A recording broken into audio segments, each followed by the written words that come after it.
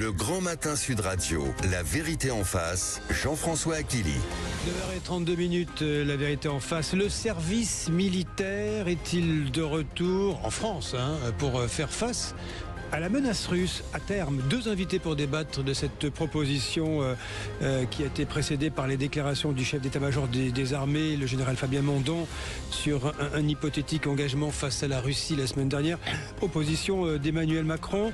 Et il y a aussi en cours, nous l'évoquerons dans la deuxième partie de cet entretien avec vous messieurs, ce qui se passe à Genève, pour parler de paix autour de l'Ukraine. Nous sommes en cascade de ce débat sur le service militaire. Pierre-Romain Thionnet, invité, bonjour. Bonjour. Vous êtes député européen du Rassemblement national, membre de la commission des affaires étrangères et défense. Et avec vous, Arthur Königsberg, bonjour. Bonjour Jean-François Achilly. Fondateur d'Eurocréative, vous êtes spécialiste des questions européennes. Je rappelle le titre de votre ouvrage, L'Europe de l'Est n'existe pas, paru chez Erol, dans lequel vous décrivez tout ce qui se passe à l'Est. C'est fondamental aujourd'hui. L'avenir de l'Union européenne, il est à l'Est. En tout cas, l'architecture de sécurité de l'Europe se joue effectivement sur les frontières orientales de cette partie de l'Europe, une partie de l'Europe qui est très mal connue ou inconnue par la majorité des Français et même des élites françaises. Alors le président Emmanuel Macron devrait annoncer, on dit prochainement, il était question de jeudi, mais vraisemblablement le calendrier n'est pas fixé, la mise en place d'un service national volontaire, appelons-le le SNV désormais, remplacer le U par un V, succédant au SNU qui s'est soldé par un échec, il faut le dire. Le nouveau service militaire serait ouvert aux jeunes de 18 ans pour une période de 10 mois, c'est ce que nous en savons. Sa rémunération, d'ailleurs, s'élèverait entre 900 et 1000 euros mensuels. Nous verrons avec vous, messieurs, si on en sait un peu plus quand même. Je commence par vous, Arthur Königsberg. Qu'est-ce que l'on sait de plus de ce projet de service national volontaire voulu par Emmanuel Macron, même dans l'esprit Dans l'esprit, on voit qu'il y a ce besoin, en tout cas de l'armée française, d'augmenter son nombre d'engagés. Et qu'effectivement, ce service national volontaire pourrait permettre d'augmenter les effectifs de nos armées. Maintenant, il y a énormément de flou, comme vous le soulignez, sur effectivement comment allons-nous financer cet effort et surtout, quel est le nombre. Est-ce que c'est les effectifs actuellement, c'est quoi 200, on est à 200 000 Oui, 200 000, oui. 200 000 avec les civils. 200 000, oui. Avec les personnels civils, 200 000. Mais donc l'objectif serait quand même de vraiment monter en puissance. Mais aujourd'hui, sur cette question du service national volontaire, il y a encore beaucoup d'interrogations. Est-ce que c'est 10 000 jeunes ou est-ce que c'est 50 000 jeunes ou est-ce que c'est plus? Et alors, comment allons-nous financer... Il y a une question d'une montée en puissance de 10 000 à 50 000 en 2035. Enfin, ce sont des données qui filtrent dans les médias, donc ce n'est pas encore posé par le chef de l'État. Mais l'idée, c'est quoi? C'est une forme de réserve, fabriquer une réserve? Oui, fabriquer peut-être, pourquoi pas une réserve, mais surtout de faire monter cette question dans notre jeunesse et peut-être aussi de susciter des vocations. Mais c'est-à-dire que nos armées doivent se tenir prêtes aussi à répondre à un défi qui lui est déjà posé, c'est-à-dire qu'aujourd'hui on sait que l'armée n'est pas capable de formuler des réponses à des milliers et des milliers de candidatures chaque année. C'est-à-dire qu'il y a un service RH de l'armée qui ne fonctionne peut-être pas très bien. Vous voulez dire quoi, qu'il y a plus de demandes que de postes à pourvoir? Oui, il y a beaucoup de demandes qui ne sont pas pourvues ou qui ne trouvent même pas de réponse. L'armée attire. Oui, bien sûr. Pierre-Romain Thionnet, est-ce que le Rassemblement national accueille favorablement cette annonce du président Emmanuel Macron? Oui, nous l'accueillons favorablement. Vous savez, ça fait un certain nombre d'années de programmes politiques où le Rassemblement national, et par sa candidate aux élections présidentielles, Marine Le Pen, le rappelait, que nous sommes favorables au retour du service militaire obligatoire, mais en ayant bien sûr cette réalité en tête, il est impossible de le rétablir du jour au lendemain dans les formes dans lesquelles il pouvait exister il y a plusieurs décennies, étant donné en effet les infrastructures militaires aujourd'hui en France. Une grande partie ont été des casernes ou des régiments ont été fermés, étant donné aussi les effectifs de nos armées qui sont déjà en partie saturés, surutilisés pour l'ensemble des missions qui s'accumulent. Et donc c'est pour cela que la version volontaire, nous la trouvons intéressante et que ça doit être en effet une montée en puissance progressive dans la nation. Pierre Romain, vous dites favorable, mais 1997, le président Chirac a mis un terme au service national et a choisi l'armée de métier. Il y avait une dimension éminemment budgétaire. Hein. On va éviter de parler de ce qui se passe à l'Assemblée nationale, mais là, il y aurait un coût également. Ce sont des milliards d'euros à trouver, j'imagine. Il y a déjà, je pense, une première piste, c'est que, vous l'avez évoqué en introduction, les questions du service national universel, le SNU. La version précédente. Voilà, je pense que tout cela est évidemment à supprimer intégralement. Il y avait la Cour des comptes à tirer à boulet rouge sur le bilan aussi même économique du SNU. Qui a coûté...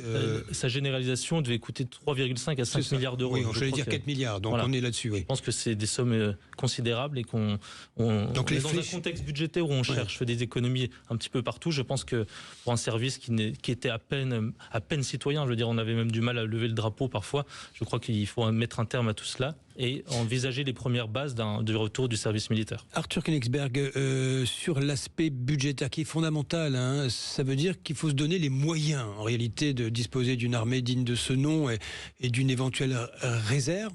Qu'est-ce qui se fait dans les... Alors on parle souvent de la Suisse, hein, il y a des comment dirais-je, des piqûres de rappel pour ceux qui ont fait leur service national. On parle éminemment de ce qui se passe en Israël avec ce service de 3 années et ensuite des réservistes qui sont mobilisables, on le voit là, en cas de conflit armé. C'est l'idée pour la France aussi de créer une sorte d'après vous, hein, de service national volontaire. Après, l'armée française dispose déjà d'une réserve qui est très très utile à nos armées. Mais le sujet est de monter en puissance. C'est-à-dire que les effectifs actuels à la fois de nos réserves et de nos armées, armée de terre, la marine, armée de l'air, ne sont pas suffisants pour affronter les défis qui viennent. Et effectivement, cette annonce rentre en écho avec les propos du chef d'état-major des armées, Fabien Mandon, la semaine dernière devant les maires de France, où effectivement, c'est aussi dans la lignée des propos qui avaient été tenus par l'ancien chef d'état-major des armées cet été, avec cette prise de conscience et cette préparation des esprits à la montée des périls. C'est-à-dire qu'aujourd'hui, effectivement, l'architecture de sécurité de la France et européenne est de plus en plus remise en question par l'impérialisme russe et qu'effectivement, nos armées, le président de la République, font le constat que nos effectifs militaires ne sont pas suffisants en cas de guerre de haute intensité. Vous qui êtes un spécialiste des conflits, de ce qui se passe à l'Est, Arthur Koenigsberg, il ne vous a pas choqué, le général Fabien Mandon, quand il dit, vous savez, la petite phrase qui a été retenue, c'est les Français ne sont pas prêts à sacrifier leurs enfants, en réalité. Mais c'est un propos de militaire. Il décrit une situation qui peut exister demain, rapidement, en réalité. Ça peut se dégrader. Et qui existe déjà. Qui existe déjà ? Qui existe déjà. C'est-à-dire qu'aujourd'hui, nous avons déjà des soldats français déployés sur 2 parties du flanc oriental de l'Europe qui sont stratégiques.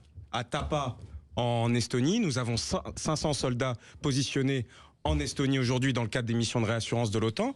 Et en Roumanie, où nous avons 1500 soldats français déployés. Et ces soldats français sont des enfants de la nation. C'était ça le sens du propos du chef d'état-major des armées. C'est qu'aujourd'hui, les Français, effectivement, doivent se tenir prêts demain à perdre potentiellement des soldats qui savent très bien, qui connaissent les risques de leur mission. Les soldats français, quand ils sont déployés en Estonie ou en Roumanie, ils savent pourquoi ils y vont. Ça fait partie de leur engagement. Mais aujourd'hui, il y a effectivement cette nécessité pour les armées de préparer les esprits à une potentielle confrontation et surtout de faire comprendre aux Français que la menace russe est grandissante et que demain nous pourrions rentrer en guerre avec la Fédération de Russie. Et on voit sur les réactions à ces déclarations que ce n'était pas forcément clair dans l'esprit d'une grande partie de nos concitoyens. On peut le comprendre, mais aujourd'hui il y a une préparation qui est nécessaire. Pierre Romain Thionnet, au Rassemblement national, vous avez été choqué par ce qu'a dit le général Mandon. Vous étiez hostile à ce qu'il a dit. Pas choqué, c'est pas une hostilité non plus je veux dire, critiqué au message qui peut être envoyé. Et le fait de discuter que nos militaires ont la mort comme hypothèse de travail, pour reprendre un beau sous-titre du colonel Michel Goya, ça c'est une réalité et bien sûr on ne va pas contester cela. Je crois que ce qui a soulevé des critiques en effet, c'est quel était l'objectif de cette déclaration et ensuite quelle a été sa réception. Est-ce que les mots employés pour le dire, le terme par exemple enfant pour parler de nos militaires en disant que c'était les enfants de la nation, voilà, je veux dire que ce choix des mots a compliqué la réception du message correctement dans la nation. Le parler vrai du chef d'état-major des armées. Ce que je dis, c'est que sur le fond, voilà, je ne veux pas qu'il y ait d'ambiguïté, que ce soit sur l'existence de cette menace russe, à la fois pour la France et pour l'Europe. Il n'y a pas de question chez nous au Rassemblement national. Il y a un changement quand même. Jadis, Marine Le Pen ne voulait pas entendre parler de conflit avec Poutine, avec la Russie. Aujourd'hui, il y a une forme de principe de réalité qui... Et je crois que le principe de réalité, il a aussi frappé à la porte de beaucoup de monde le 24 février 2022. Voilà, et je crois qu'on a été très clair aussi date pour de nous. L'invasion de l'Ukraine. Voilà, bien sûr, je veux dire, ça a été très clair. Et notre président Jordan Bardella avait rappelé qu'il y avait une forme de naïveté qu'on partageait, d'avoir eu cette naïveté aussi vis-à-vis des intentions de la Russie, mais qui a été aussi largement collective, et pas seulement en France, aussi en Europe. Si on parle des voisins allemands, par exemple, il y a aussi une grande naïveté sur les sujets énergétiques par rapport à la Russie. Et pour revenir à ces propos, je crois que par rapport à l'existence de cette menace russe, il faut la faire comprendre et non pas faire peur ni faire taire. C'est-à-dire qu'il ne faut pas faire peur, c'est-à-dire présenter comme un choc inévitable. Je crois qu'il y a des moyens qui existent, même la dissuasion sur les questions militaires, pour éviter bien sûr que ce... Expliquer sans stresser les Français. Voilà. Et non pas non plus faire taire, c'est-à-dire qu'il peut y avoir des doutes légitimes dans la population française par rapport aux orientations diplomatiques de la France, et il faut expliquer, faire comprendre en quoi cette menace peut être tangible et peut concerner la France et non pas faire taire ou renvoyer à des accusations d'agents de l'étranger. Nous restons là-dessus, sur ce service national volontaire que souhaite mettre en place le président Emmanuel Macron sur effectivement la menace russe, et nous dirons quelques mots tout de même de ce qui se passe à Genève. Les sujets sont liés ce matin. Est-ce qu'on va vers un processus de paix ou est-ce que c'est encore un coup pour rien? 9h44, vous restez avec nous, avec nos deux invités, Pierre Romain-Thionnet et Arthur Koenigsberg, pour la suite de La Vérité en face. À tout de suite. Le Grand Matin Sud Radio, La Vérité en face. Jean-François Akili. Le service militaire, ce service national volontaire voulu par Emmanuel Macron, est-il de retour pour à terme faire face à la menace russe? Pour en débattre, Pierre Romain-Thionnet, député européen Rassemblement national, membre de la commission des affaires étrangères et de la défense au Parlement européen. Arthur Koenigsberg, vous êtes fondateur d'Eurocréative, spécialiste des questions européennes et auteur de L'Europe de l'Est n'existe pas, paru chez Erol. Arthur Koenigsberg, cette idée du service national volontaire, est-ce que c'est à terme pour étoffer nos 200 000 soldats et civils qui travaillent pour l'armée, tout mouillés, j'ai envie de dire? Il faut se rappeler qu'en 1960, il y avait 800 000 militaires d'actifs en France et nous en sommes au quart. Et aujourd'hui, il n'y a toujours pas d'armée européenne digne de ce nom, du moins suffisamment coordonnée pour faire face à la menace. Est-ce que c'est une donnée nécessaire? Est-ce qu'elle n'est que militaire ou est-ce qu'elle a aussi une vocation sociale, cette histoire de service national volontaire? Oui, bien sûr. Enfin, politiquement, ça va être aussi présenté comme un moyen de renforcer la cohésion sociale. Mais pour travailler avec de nombreux militaires ces derniers mois, effectivement, il y a cette réponse aussi de nos armées qui dit « mais ce n'est pas notre rôle ». Notre rôle, c'est d'assurer la défense de la France, de ses intérêts et de l'Europe et de son architecture de sécurité. Bien sûr, la cohésion sociale compte d'un point de vue politique, mais d'un point de vue militaire, si on s'intéresse qu'aux questions de défense, si on relève nos effectifs et qu'on permet un service national volontaire, oui.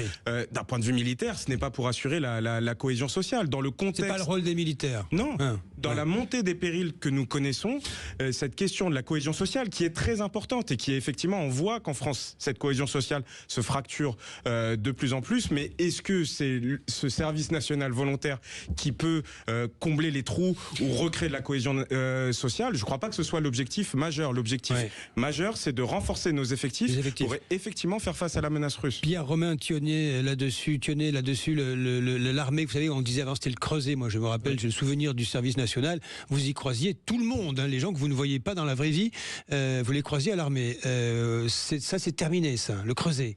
En effet, c'est aussi, je rejoins les propos précédents, c'est-à-dire qu'évidemment, le rôle militaire est bien sûr le premier argument en faveur de cette forme de retour de volontariat du service militaire. Oui. Et ensuite, les bénéfices on va dire, sociaux, sociétaux, nationaux, c'est un petit peu un bénéfice collatéral de cet effet militaire. Pour vous, la motivation profonde. Non, ce n'est pas la motivation première, et en effet, ce n'est pas la vocation première de nos armées. Et ensuite, bien sûr qu'il y a, on a trop tendance à oublier cette notion de citoyen-soldat, alors qu'elle est vraiment au cœur aussi de l'histoire de la France, de l'identité de la France. On pense aux soldats de l'an 2 au début de la République, mais il y a ici, même sous l'Ancien Régime, il y avait Louis XIV avait instauré une forme de milice sur tirage au sort pour déjà un petit peu avoir recours à la nation pour les besoins. Le principe était déjà dans l'air à l'époque. On a tendance à penser que l'Ancien Régime c'était seulement l'armée du roi, mais non, il y avait aussi des formes de service national, alors voilà, sous d'autres formes. Mais en tout cas, c'est une nécessité. Et aussi, je voudrais ajouter un élément, il est très important dans le contexte, en effet, géopolitique actuel, et où il y a plusieurs types d'engagements de nos armées, plusieurs types de missions à remplir, aussi de faire en sorte que l'armée ne soit plus un petit peu un corps étranger au sein de la nation, où il y a des soldats professionnels qui sont assez peu nombreux et où on ne comprendrait pas vraiment leur mission, et en effet où il y aurait un manque de soutien de la nation derrière le rôle de nos armées. Et donc, parler de ce sujet, rétablir cette forme de service militaire volontaire, c'est aussi un petit peu retremper la nation dans les questions militaires, faire comprendre le rôle de nos armées. Et je crois que ça participe pas seulement à des questions d'effectifs matériels, mais aussi à la crédibilité, à la dissuasion de la France. Arthur Koenigsberg, il y a des négociations en cours. Nous sommes partis d'un plan, c'est le bout de la chaîne, hein, c'est former des jeunes soldats, des réservistes en quelque sorte, parce qu'il y aura une formation éminemment militaire de ces nouvelles recrues, en quelque sorte, et à terme, il y a la menace de guerre que nous évoquons, en Ukraine notamment, avec les Russes, mais pas seulement en Ukraine, sur l'Europe, on va dire limitrophe. Il y a des négociations en cours. Nous sommes partis d'un plan en 28 points édicté par les États-Unis sous la houlette du président Trump, avec une injonction à M. Volodymyr Zelensky de signer le 10 plans pour Thanksgiving, c'est jeudi prochain. Alors on passe de la dinde peut-être au dindon de la farce. C'était un plan inadmissible au regard des Ukrainiens. Et aujourd'hui, il est question de quelque chose qui évoluerait dans le bon sens. Qu'est-ce que l'on sait de ce qui est sorti, de ce qui se dit à Genève ? Je vous trouve assez sympathique avec l'administration Trump en disant que ce plan en 28 points présenté aux Ukrainiens était un plan édicté par les Américains. Oui, c'était un plan russe. Sous la dictée des Russes. Sous la dictée des Russes, certainement écrit par les Russes, parce que lorsqu'on regarde ces 28 points, ils reprennent quasiment au mot près les objectifs stratégiques maximalistes de la Fédération de Russie en Ukraine et pour l'Europe. C'est-à-dire que dans ces 28 points concerne l'architecture de sécurité de l'Europe. On voit un point qui n'a rien à voir avec la guerre en Ukraine, où les Russes tentent d'imposer l'architecture de sécurité de la Pologne, en demandant par exemple pourquoi pas le retrait de l'aviation américaine de la Pologne. Donc ce plan transpirait effectivement le stylo, la dictée de Dmitriev et du Kremlin. Il a évolué. Il a évolué hier à Genève, mais ce n'étaient plus les mêmes interlocuteurs américains. C'est-à-dire qu'on est passé de Witkoff... On est passé de Witkoff à Marco Rubio. Voilà, on est passé de quelqu'un qui ne connaît absolument rien aux questions stratégiques, qui ne connaît absolument rien de la Fédération de Russie, à quelqu'un d'un peu plus sérieux. Oui. Et effectivement, avec lesquels les Européens et les Ukrainiens peuvent travailler. Mais effectivement, maintenant, ce qu'on va voir, c'est si l'administration américaine et si Trump est aussi pressant vis-à-vis des Russes pour qu'ils signent ce plan d'ici Thanksgiving. Ça, c'est une autre paire de manches à la sortie de ce qui sera signé à Genève. Pour conclure également, Pierre Romain Thionnet, vous êtes, j'imagine, au Rassemblement national attentif à ce qui se passe à Genève. C'était peu satisfaisant et là, on va voir ce qui sort du chapeau.